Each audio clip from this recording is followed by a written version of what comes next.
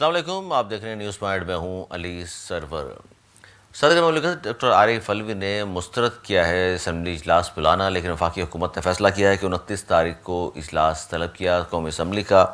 और अब देखते हैं होगा क्या, क्योंकि आइन और कानून के तहत सदर मुमलिकत ये फरमा रहे हैं कि जी आइन के तहत जो है पहले मखसूस रिश्तें अलाउट की जाएँ, जब वो काम हो जाए उसके बाद इजलास बुलाया जाएगा। बड़ी अहम ये डेवलपमेंट है। और इसके अलावा सदारती इलेक्शन की भी बाज़गश्त है। सदारती इलेक्शन भी मार्च के शुरू में करा दिए जाएंगे और इस सदारती इलेक्शन में नून लीग पाकिस्तान, पीपल्स पार्टी और MQM पाकिस्तान, जो बड़ी जमातें हैं जो असम्बली में मौजूद होंगी, वो किस किस को वोट देंगी, इस पर भी हम बात करेंगे। और पंजाब की हम बात करें, पंजाब पाकिस्तान का आबादी के लिहाज से सबसे बड़ा सूबा, और वहाँ हल्फ उठाया है जी मरीम नवाज़ साहिबा ने। और मरीम नवाज़ साहिबा ने हल्फ उठाने के बाद ये कहा है कि जनाब मेरिट पर सारे फैसले होंगे और किसी इंतकामी सियासत पर हम यकीन नहीं रखते। जबकि MQM पाकिस्तान के हवाले से भी एक वीडियो लीक हुई और उस पर MQM का मौक़िफ़ भी सामने आ गया, इस पर भी हम बात करेंगे। और हमारे साथ मौजूद हैं ताहिरा औरंगज़ेब साहिबा, सीनियर रहनुमा हैं नून लीग की। डॉक्टर महफूज यार खान साहब MQM पाकिस्तान के सीनियर रहनुमा हमारे साथ मौजूद होंगे। ताहिरा औरंगज़ेब साहिब, सबसे पहले आपकी तरफ आऊँगा। अच्छा, डॉक्टर महफूज यार खान साहब हमारे साथ मौजूद हैं, ताहिरा औरंगज़ेब साहब दोबारा मिलाते हैं। डॉक्टर साहब, सबसे पहले आपका बहुत शुक्रिया। और ये एक ऑडियो लीक हुई राब्ता कमेटी के इजलास की, और जिसमें फरमाया जा रहा है कि जी PP वाले नून लीग को कह रहे हैं कि जी MQM का मैंडेट जाली है और हम गए मिलने तो हमें वेलकम सही तौर पे नहीं किया गया और लगता ये था कि जैसे हम बस आ गए हैं तो बैठ जाएं। सर, ये इस तरह का रवैया नून लीग वालों का आपके साथ, क्योंकि इलेक्शन से पहले तो वो आपकी तरफ मुसलसल आ रहे थे और आपकी देख रहे थे हम कि उनको ज़रूरत थी, लेकिन इलेक्शन के बाद चूँकि पीपल्स पार्टी और वो मिलकर हुकूमत बना रहे हैं, नंबर पूरे हो गए, तो इसलिए वो शायद लिफ्ट नहीं करा रहे, ऐसी बात है? नहीं, कतई ऐसी बात नहीं है। ये तो दरवाजे हमेशा खुले रहते हैं रवाबित के। और मुत्तहदा कौम पाकिस्तान की जो मुज़ाकराती टीम थी, उसने बहुत ही अच्छे अंदाज में अपने आप को प्लेस किया है। और हमें ये सर अच्छे अंदाज से मतलब अच्छे अंदाज से क्या पेश किया उन्होंने? अपने आप को पेश किया कि हम हज़्ब इख्तिलाफ में बैठने को तरजीह देंगे, हुकूमत में आने से हमारा नुकसान है। अच्छा, क्योंकि जिन लोगों ने हम पे एतमाद किया है, बिल्कुल, हम इस कराची शहर के मसाइल को हल कराना चाहते हैं। अगर पीपुल्स पार्टी ये समझ रही है कि हमारा जो मैंडेट है वो जाली है, तो पीपुल्स पार्टी का अपना भी तो मैंडेट देख ले कि वो कितने अरसे से इस जाली मैंडेट पे खेल रही है। आपने सर कहा कि हिज़्ब इख्तिलाफ में हम बैठ सकते हैं, अपोजिशन में हम बैठ सकते हैं, तो सर ये बातें बताने के लिए 3-3, 4-4 बार लाहौर जाना पड़ा? यहीं बैठकर प्रेस कॉन्फ्रेंस में कह देते उन्हें? आपसे मशवरा लिया नहीं था, वरना कर लेते। तो सर ये बातें बताने के लिए भी 17 सीटों वाली जमात को जाना पड़ता है। जिन्हें जरूरत है उनको तो आना चाहिए था आपके पास। 17 नहीं, 22 सीट जमात है। अब 22 की हो गई माशाल्लाह। तो ये सर 22 सीट की अहमियत नहीं है क्या? बार बार बताना पड़ता है जाके कि हम अपोजिशन में बैठ रहे हैं। आप इस बात की फिक्र ना करें। हमारा जो मरकज है उसी तरीके से कायम और दायम रहेगा और तमाम लोग वहीं पर आएंगे जिस वक्त भी ऐसे मामलात आएंगे। लेकिन हम इस वक्त ये नहीं चाहते हैं कि इख्तलाफी मसाइल रखकर हम हुकूमत के बनने में किसी किस्म की रुकावट बने। नहीं, सही है सर। माजी में तो खैर यही होता आया कि 9-0 पे हाजिरी हुआ करती थी नवाज शरीफ साहब की, जरदारी साहब की, मोहतरम बेनज़ीर भुट्टो की। लेकिन अब जाना पड़ रहा है, तो इसलिए मैंने सवाल किया कि जाहिर है अगर उनको जरूरत नहीं है, नंबर्स उनके पूरे हैं। आप इससे पहले के भी अगर मामला देखेंगे तो ये आनिए और जानिए तो लगे रहते हैं। अच्छा, हाँ, ये इसमें कोई सुप्की की बात नहीं है। आपके लिए हर आदमी को एक दूसरे के पास जाना चाहिए, इससे और फरागली का मुजाहरा करना चाहिए। अच्छा सर, ये जो हमारे पास आते हैं, कभी हम उनके पास जाते हैं। नहीं, जो ऑडियो लीक हुई जिसको मुस्तफ़ा कमाल साहब ने, जिस पर आप बयान भी दे दिया है कि जी ऑडियो बिल्कुल सही है, और इस ऑडियो की वजह से हमें ये पता चल गया कि हमारे राब्ता में कुछ एक आध कोई लंदन का आदमी मौजूद था, उसको हमने स्पेसिफिक कर लिया है कि कौन था जिसने ये ऑडियो लीक की है। तो ये ऑडियो तो सही है वो कह रहे हैं। नहीं तो हम कब इसको गलत कह रहे हैं? नहीं, मैंने कहा इसलिए कि ये सारी बातें जो इस ऑडियो में हैं कि जी वो कह रहे हैं कि जी मैंडेट जाली है और हमें ज़रूरत नहीं है। देखिए, ये तो आप एक बात मेरी समझिए, ये कितनी मीटिंगों के बाद बाज जगह इस्लामाबाद में भी मीटिंगें हुई, लाहौर में भी हुई और मजीद अभी जारी रहेंगी। तो ये तो एक तफसीली रिपोर्ट थी जो फारूक सत्तार भाई ने और कामरान टिसूरी भाई ने और मुस्तफ़ा कमाल भाई ने पेश की, और उस मौक़िफ़ को पूरी राब्ता कमेटी ने सुना। अगर किसी ने इस किस्म की हरकत की है उसकी हम मजम्मत कर रहे हैं, फोरम पे ही मजम्मत करेंगे और उनको बेनकाब कर कर उनके खिलाफ तादीबी कार्रवाई भी करने की सिफारिश करेंगे। वो कह रहे हैं जी ये कोई भी जिंदा था जिसने बनाई और राब्ता में मौजूद था, उसको पकड़ लिया गया है। सर कौन बंदा था राब्ता कमेटी का? कोई सीनियर आदमी है, जूनियर है?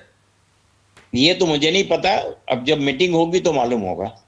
अच्छा, लेकिन उसने जाहिर है अंदर की बात थी, गलत किया और प्राइवेसी होती है, लेकिन ये ऑडियो को, ये बड़ी बात है, आप भी तस्लीम कर रहे हैं, मुस्तफ़ा कमाल साहब ने भी तस्लीम किया कि ऑडियो बिल्कुल दुरुस्त है।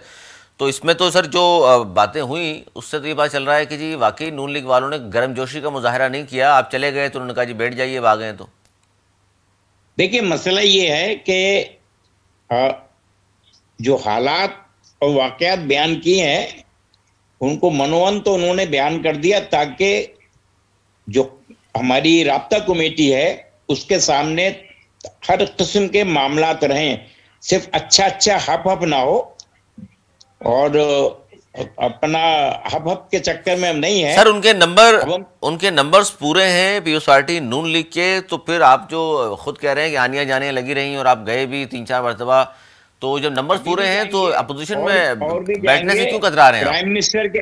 प्राइम मिनिस्टर के इंतखाब में भी जाएंगे, सदर के इंतखाब में भी जाएंगे, स्पीकर और डिप्टी स्पीकर के इंतखाब में वोट कास्ट करेंगे। ये हमारा सियासी फैसला है। बिल्कुल, सदर के इंतखाब में जरदारी साहब को वोट देंगे? ये तो अभी तय होगा ना, मुमकिन हम अपना उम्मीदवार खड़ा करें। मतलब तय किससे करेंगे, जरदारी साहब से, नून लीग से? खुद ही तय करेंगे राब्ता कमेटी में। अच्छा, नून लीग से अभी, इसका मतलब है कि जो अभी तक मामला आगे बढ़े हैं उसमें कोई चीज तय नहीं हुई?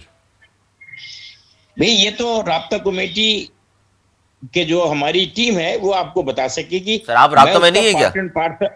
नहीं, मैं राब्ता कमेटी में, लेकिन उस 4 रुकनी टीम का हिस्सा नहीं था।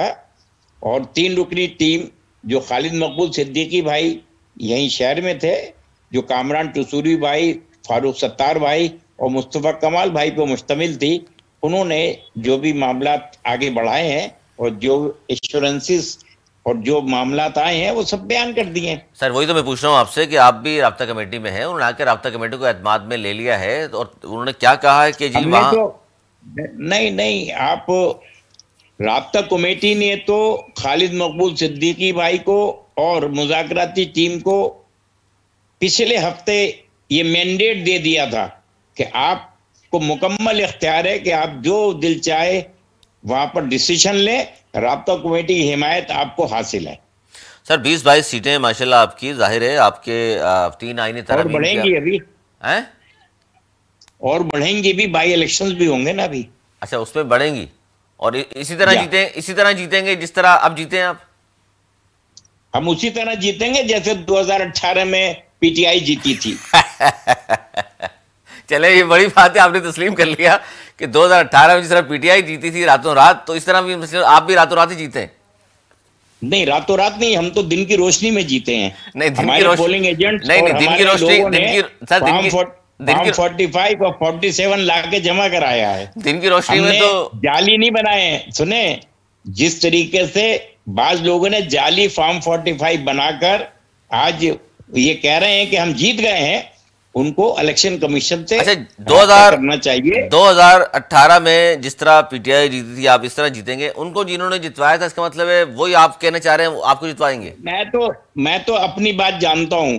2018 के इलेक्शन में लियारी से मैं उम्मीदवार था, बिलावल भुट्टो जरदारी साहब के मुकाबले पर, और वहां से पीटीआई जीती थी और बिलावल साहब ने तकरीबन 13,000 वोट लिए थे, मैंने 10,300 वोट लिए थे।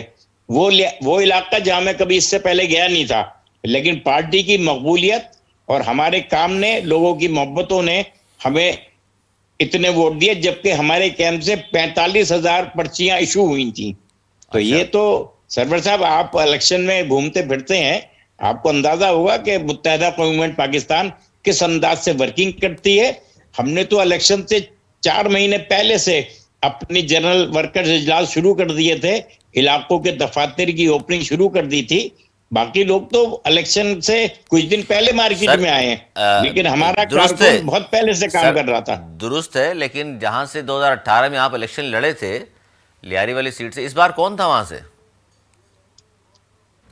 इस वक्त तो हमने नहीं खड़ा किया था ना। सर यही तो मैं बोल रहा हूँ, जो हमने इतनी मकबूलियत है तो कराची में 3 सीटों पे तो आपने बंदा ही नहीं खड़ा किया। नहीं, उसकी वजह ये थी कि हम ये चाह रहे थे कि पाकिस्तान मुस्लिम लीग ज्यादा से ज्यादा उम्मीदवार खड़ी करे, और हम नहीं चाहते थे कि हम हारने वाली लिस्ट में अपनी तादाद बढ़ाएं। अच्छा, आपको अंदाजा था कि इस जगहों से कराची में भी ऐसी जगह मौजूद ये हैं जहां से एमक्यूएम नहीं जीत सकती? वो जो जैसे मलीर की सीट है, ये लियारी की सीट है, डिफेंस की सीट है, वो तो है। डिफेंस की सीट है।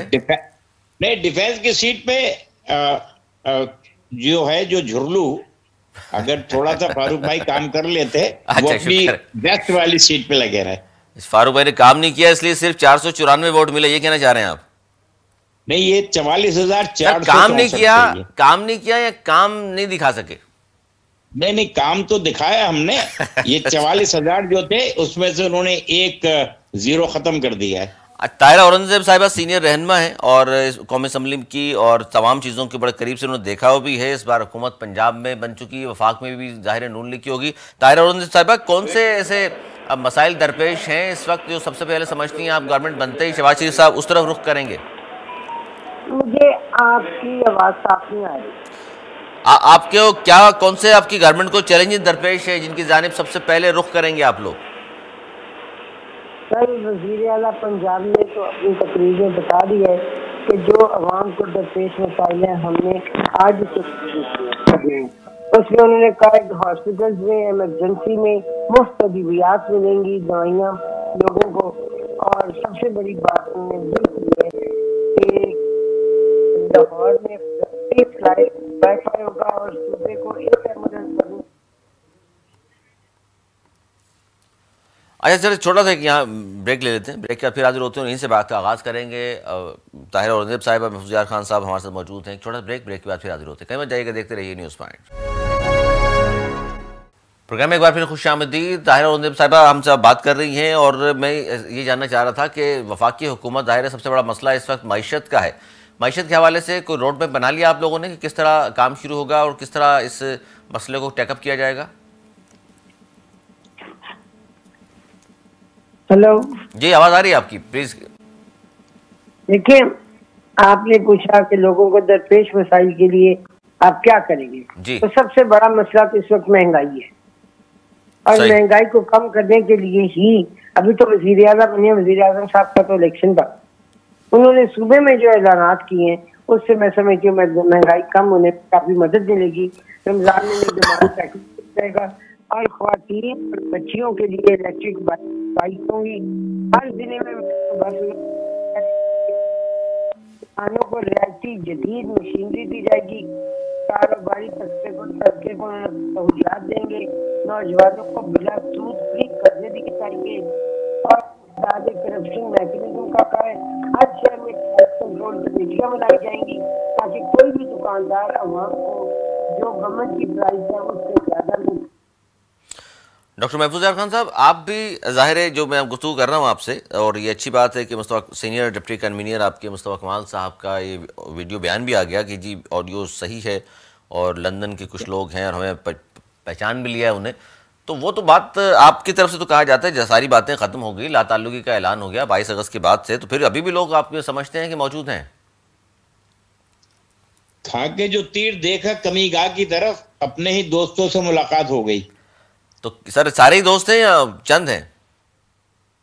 अब ये तो जब बात खुलेगी तो समझ में आएगा। हम तो ये समझ रहे हैं कि ये जो भी कुछ हुआ है इस पे हमें मुहतात रहना चाहिए और अपने घोड़ों को कस के रखना चाहिए। अगर कोई साहब अब भी उनसे वाबस्ता हैं तो उनको उनके हाल पे छोड़ दिया जाए। तो पार्टी से निकाल देंगे उनको? ये तो पार्टी की राब्ता कमेटी और जनरल वर्कर्स इजलास में फैसला होगा कि वो क्या किया जाए उनके साथ। अच्छा, या कोई कानूनी कार्रवाई होगी? नहीं, कानूनी कार्रवाई तो सियासी जमातों में नहीं होती है। सियासी जमातों में जबान की बड़ी अहमियत होती है और एक लफ्ज जो निकला हुआ होता है जबान से उसकी बड़ी इंपॉर्टेंस होती है। हम दीगर जमातों की तरह अपनी बात पर कायम रहते हैं और रहेंगे।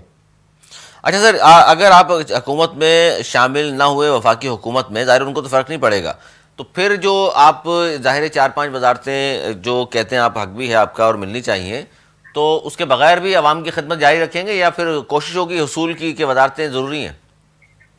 भाई जब ही तो खिदमत का मौका मिलेगा जब हम हस्ब इख्तलाफ में होंगे और कराची के मसाइल को हल करवाने के लिए अपने तमाम तर सलाहियत सर्व करेंगे और सूबाई और वफाकी हुकूमत को राग़िब करेंगे कि उन्होंने अब तक जो तरक्याती फंड्स जारी किए हैं और जिन स्कीमों को शुरू किया है उनको उनके इख्तिताम तक और अंजाम तक पहुंचाकर कंप्लीट किया जाए। हम इस शहर की फलाह बहबूद के लिए, आम आदमी की मेयार ज़िंदगी को बुलंद करने के लिए और कीमतों में कमी लाने के लिए हर वो इक़दाम करेंगे जिसकी ज़रूरत मुत्तहद रहकर मुत्तहदा कौमी मूवमेंट पाकिस्तान कर सकती है और हम वफाकी और सूबाई हुकूमत को राग़िब कर सकते हैं अपने उस प्रेशर से जो इस चीज़ पे हमारे पास मौजूद है। अच्छा सर, ये बात हो रही थी पाकिस्तान पीपल्स पार्टी, उनकी तरफ से साफ तौर पर ये कहा गया है कि जी हमारा जो माहिदा है वो नून लीग के साथ है और माहिदा ये हुआ है कि जी पंजाब और KPK का गवर्नर पीपल्स पार्टी का होगा, बलूचिस्तान और सिंध का गवर्नर नून लीग का होगा। जबकि MQM पाकिस्तान भी ज़ाहिर कोशिश कर रही है कि अपना जो गवर्नर कामरान टसूरी साहब हैं उसको बरकरार रखा जाए, वो कंटिन्यू करें। तो सर अब कैसा होगा? उनके तो माहिदे हो चुके हैं दोनों बड़ी पार्टियों के। उनके मुआहदे हुए हों, लेकिन मेरी अपनी ज़ाती राय ये है कि कामरान टसूरी जो है वो कंटिन्यू करेंगे। सर ये राय है या खबर दे रहे हैं आप हमें? नहीं, मेरी राय है, इसको आप खबर समझ लें। अच्छा, मतलब उन्होंने जिस अंदाज से इस सूबे में काम किया है, आम आदमी के लिए गवर्नर हाउस के दरवाजे खोल दिए, दुरुस्त है सर, IT के प्रोग्राम को आगे बढ़ाया, रमजानों में लाखों लोगों को अफ्तारी कराई गवर्नर हाउस, जिसके दरवाजे से इस मुल्क के बड़े बड़े लोग गुजरने को तरसते हैं, आम आदमी के लिए दरवाजा खोल दिया और मुकम्मल सहरी और अफ्तार का बंदोबस्त किया। तो ऐसा अवामी गवर्नर मेरे ख्याल से कोई और हो नहीं सकता है सर। ये अब जो दूसरा भी अगर कोई और गवर्नर भी आएगा तो वो इन्हीं कामों को आगे बढ़ाएगा तो उसकी बात आगे बढ़ेगी, वरना कामरान टसूरी ने जो रवायत डाल दी है उसकी कोई मिसाल नहीं मिलती है और उसकी वजह से मुत्तहदा कौमी पाकिस्तान को आम आदमी तक पहुंचने में बड़ी मदद मिली है। सर बिल्कुल दुरुस्त है, कामरान टसूरी साहब ने ये सब कुछ किया जो आप बयान करें, लेकिन मेरे सवाल फिर वही है कि नून लीग के पास है और नून लीग ने बलूचिस्तान और सिंध में अपना गवर्नर देना है, तो वो इसलिए मैं कह रहा हूं कि वो आपका गवर्नर कितना अच्छा क्यों ना हो, अब नून लीग ने अपना गवर्नर लाना है, वो देख लेंगे ना। अभी तो नाईजी बाल कितने, जिजवान जी, मुन्ने मांडे सब सामने आ जाएंगे, तो कहीं और हफ्ते की बात है। तो आप जो इतने ज़्यादा मुज़ाकरात हुए हैं, बार बार आप लोग गए भी हैं लाहौर इस्लामाबाद में, तो क्या अब तक बातें गवर्नर के हवाले से भी तय नहीं हुई? ये तो राब्ता कमेटी में वो टीम ही बता सकती है, मैं नहीं बता सकता। तो राब्ता कमेटी की टीम ने आकर सर एतमाद में लिया तो है आप लोगों को? तो अब एतमाद में लिया है तो एतमाद को एतमाद की हद तक रहने दें, वरना एक और वीडियो लीक के आपका प्रोग्राम लीक हो जाएगा। नहीं तो ये बात छुपाने वाली तो नहीं है कि गवर्नर अगर आपका होगा, आपसे बात हो गई तो छुपाने से क्या होगा सर? नहीं तो मैं तो नहीं मान रहा हूं ना, इसलिए छुपा रहा हूं। आप होते तो फिर छुपा लेते? नहीं, फिर ना छुपाता, मैं कहता इसको 2-3 दफा जारी करो। अच्छा, तो इस वक्त जो सिंध हुकूमत की सर हम बात करें तो यहाँ सिंध हुकूमत ने पाकिस्तान पीपल्स पार्टी से किसी राब्ता, पाकिस्तान पीपल्स पार्टी ने राब्ता किया है MQM से कि वो भी दावत दी हो कि जी आज ये हमारे साथ मिलकर करते हैं? नहीं, वो क्यों दावत देंगे? हमने उनके मुकाबले पे स्पीकर का उम्मीदवार लड़ाया, हमने उनके मुकाबले पे अपना चीफ मिनिस्टर का उम्मीदवार लड़ाया, तो उनको ये चाहिए कि वो हमें हस्ब इख्तिलाफ में बैठने का जो मौका मिला है इसको हम पूरी तरह अवेल करेंगे और हमारी ये जो इस वक्त 32 रुकनी जो हमारे 36 असेंबली है 36, वो इंशाअल्लाह ताला अपना भरपूर किरदार अदा करेंगे और इस सूबे को और वहां के शहरी इलाकों को उनका हक दिलवाने में भरपूर किरदार अदा करेंगे। बहुत सी बात है। इसका मतलब ये है कि अगर दावत तो अव्वल दी नहीं, अगर दे दी तो फिर भी एमक्यूएम शामिल नहीं हो रही, ये कहना चाह रहे हैं आप? नहीं, पीपुल्स पार्टी के साथ बड़ी मुश्किल है शामिल होना। मेरी जाती राय तो यही है, शामिल नहीं होना चाहिए। हमें मरकज में भी हस्ब इख्तिलाफ में बैठना चाहिए और सूबे में भी हस्ब इख्तिलाफ में बैठना चाहिए। आप ये कह रहे हैं कि जी मरकज और सूबे में वजारतें लेने से, हुकूमत शामिल होने से वोट बैंक पे फर्क पड़ेगा आपके? बढ़ जाएगा, 100% बढ़ जाएगा और बढ़ जाएगा। अच्छा, हुकूमत में शामिल होने से नहीं, हस्ब इख्तिलाफ में बैठने से। अच्छा, बैठने से ज़्यादा बात दुरुस्त है, क्योंकि फिर ज़ाहिर जिम्मेदारियाँ ज़्यादा होती हैं, तो उन चीज़ों को भी देखना होता है और इन तमाम चीज़ों को। सर, इस वक्त जो मसाइल दरपेश हैं सिंध के शहरी इलाकों में, ज़ाहिर आप बल्दियात में मौजूद नहीं है, तो उसके हल के लिए भी कुछ प्लानिंग की आप लोगों ने? जो हमारा जो आईनी पैकेज जो दिया है, जिसमें हमने कहा डेवोल्यूशन ऑफ पावर, जो वो फंड्स भी डायरेक्ट म्युनिसिपल कॉर्पोरेशन, तीन आईनी तरमीम, सर 3 आईनी तरमीम, इस पे मेरी बात हुई थी आपसे भी, 3 आईनी तरमीम की जो आप बात कर रहे हैं, वो कैसे मंजूर कराएंगे? पीपल्स पार्टी आपके खिलाफ है, पीपल्स पार्टी की बात मानेगी नून लीग। आप 3 आईनी तरमीम अपने 22 लोगों से तो मंजूर नहीं करा सकते।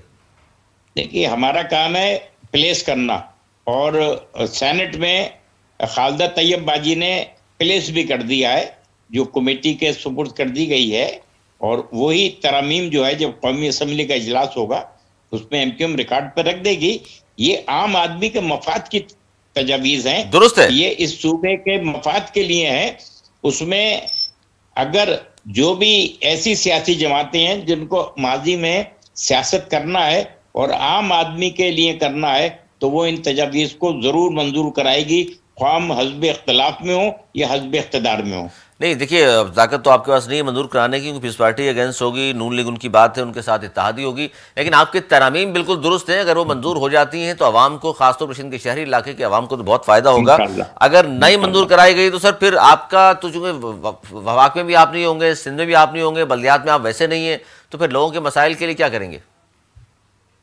वो उस वक्त आपको बताएंगे। जो मसले ऐवानों में हल नहीं होते, वो फिर रोड पर हल होते हैं।